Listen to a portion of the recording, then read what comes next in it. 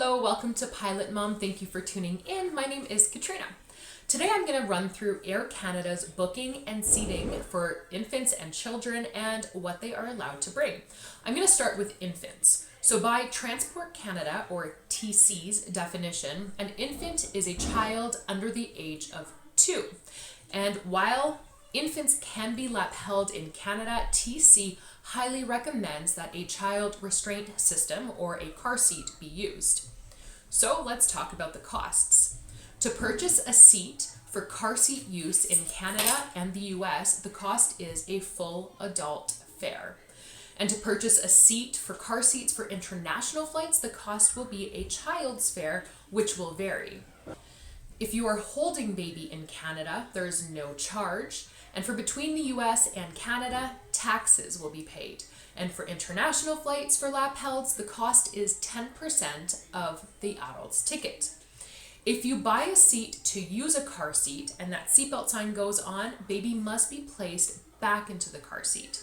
For children between 2 and up until 12 in Canada and the US, they will pay a full adult fare. For international flights, the child's fare will be paid. But once that kiddo hits 12 years old, the charge will be a full adult fare for international flights. A child restraint system is optional for over 2, but it is wise to bring either the car seat or a CARES device. And this is a reminder that you must have one adult over the age of 16 per infant. So if you have twins, you'll need another adult there. Strollers. Each child is permitted to have a stroller. Air Canada suggests a small umbrella stroller, and this small stroller can be checked at the baggage counter or gate checked free of charge. Always remember to collapse your strollers for the ramp agents because strollers can be frustrating puzzles. And for larger strollers, Air Canada says they will need to be checked at the baggage counter, again free of charge. They do note that larger strollers can't be accommodated for gate check, and there's a possibility that they might not even fit them into the airplane, but I've traveled exclusively with our large double stroller and never had an issue gate checking, and I've never heard of a stroller being left behind, but I imagine they just have to say it. Now let's cover baggage allowances for under 2. We're going to start with the baggage size definitions for carry-ons. Each passenger is permitted to have one personal article and one standard article. Personal article dimensions are 13 by 6 by 17 inches, and standard articles are 21.5 by 9 by 15.5. There is not a weight restriction, but you must be able to lift it over your head and into the overhead bin unassisted. If you are flying with a lap-held infant, you can bring one additional carry-on standard article for free, but it must contain baby stuff. Now for checked baggage. It will be dependent on your destination, loyalty program status, and the class of service that you have purchased.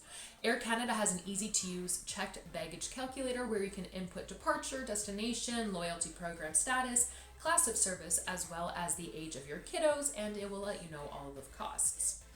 So now, each child, regardless of status and class, is permitted to bring 2 of the following items: a stroller for gate check or check baggage, a car seat or a booster seat, or a playpen. If your child is between 2 and up to 12, so they have their own seat, it is recommended that you bring the car seat in the plane for them to use. It not only keeps your kiddo safe, but the car seat too. And I get asked about wagons a lot. The Air Canada website says nothing about foldable wagons, but I've called on 2 occasions and inquired.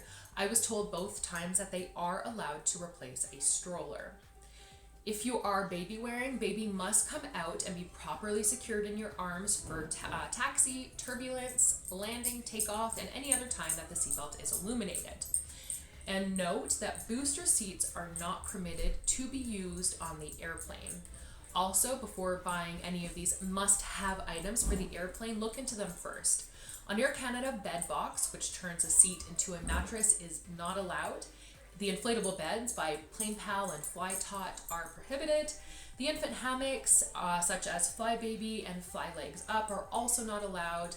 And some of these companies do have testimonials by Air Canada customers, so I guess that they are being used, but they aren't technically permitted. So this is a warning that if you do buy one of these items before you go on a flight, you may be asked to disassemble it and stow it.